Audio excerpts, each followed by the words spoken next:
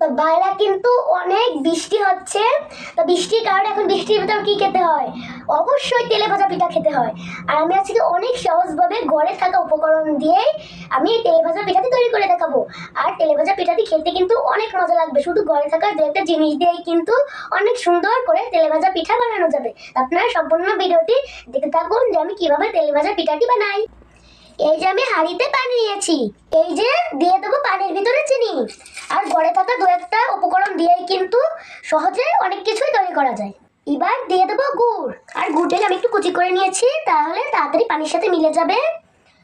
আর আপনারা কিন্তু এরকম ঘরে থাকা অল্প জিনিস দিয়েই কিন্তু সুন্দর সুন্দর রেসিপি তৈরি করতে পারবেন। এখন আমি এটাকে মিলিয়ে নেব।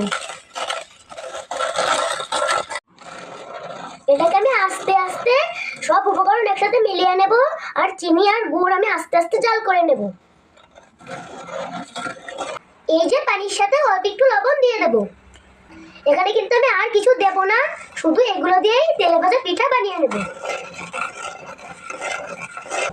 এই যে চিনি আর গুড়ের পানি জাল হয়ে গেছে, এখন আমি এটাকে একটু ঠান্ডা করে নেব।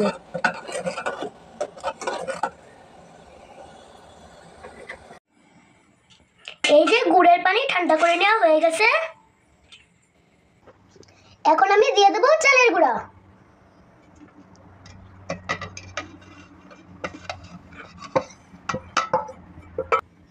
এখন আমি ভালো করে মিশিয়ে নেব।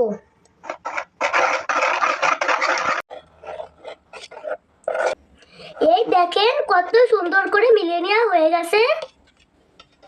তাই এখন আমি তেলে ভাজবো। আপনারা দেখতে থাকুন আমি কিভাবে তেলে ভাজি। তো চলুন তেলে ভাজা হোক। এই দেখেন আমার কত সুন্দর মিনি একটা কড়াই, কত কিউট দেখায় দেখতে। এটার মধ্যে হচ্ছে আমি তেলে ভাজা পিঠা বানাবো।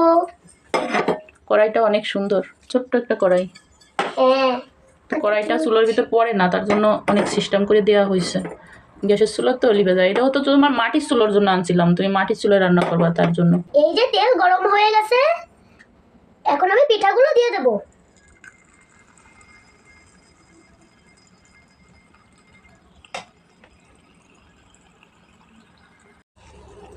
তো এই কড়াইটা হচ্ছে হয়ে গিয়েছিল ছোট, আর চুলাটি বড় হয়ে গিয়েছিল।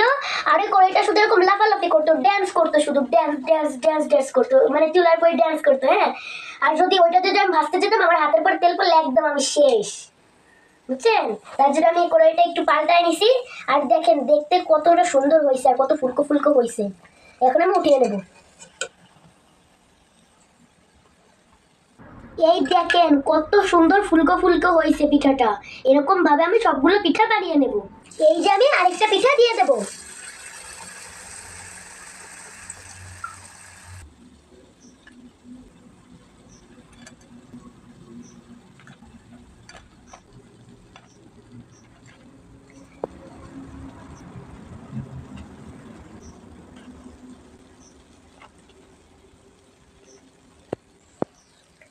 এই দেখেন কত সুন্দর পিঠা।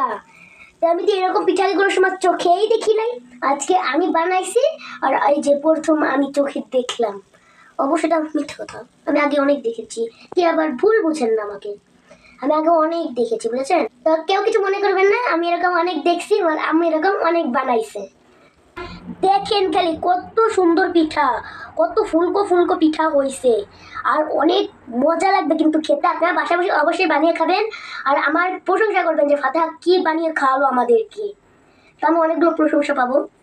তো পিঠাগুলো কিন্তু আমি বেশি সময় নিয়ে লাল লাল করে ভাজছি। আর যদি একটু অল্প ভাজা হয় তাহলে কিন্তু আমাদের ঘরের কেউই খেতে চায় না, একটু মচমচা হওয়া লাগে। এর জন্য হচ্ছে এরকম অনেক সময় নিয়ে ভাজতে হয়েছে পিঠাগুলো। তো আম্মু, জি, এত সুন্দর পিঠা বানাইছো তুমি। হ্যাঁ, অনেক সুন্দর হয়েছে আম্মু, মাশাল্লাহ। এত সুন্দর আর এত ফুলকো ফুলকো হয়েছে আম্মু, আর মশমশা হয়েছে, মানে আমরা কামড় দেবো আর গালের মধ্যে কটকট করে শব্দ হবে। অনেক সময় নিয়ে ভাজতো তুমি পিঠা। তো বন্ধুরা আমার এই পিঠা ভাজার ভিডিওটা আপনার কাছে কেমন লেগেছে? যদি ভালো লাগে লাইক করবেন, কমেন্ট করবেন, আর চ্যানেলটি অবশ্যই সাবস্ক্রাইব করবেন।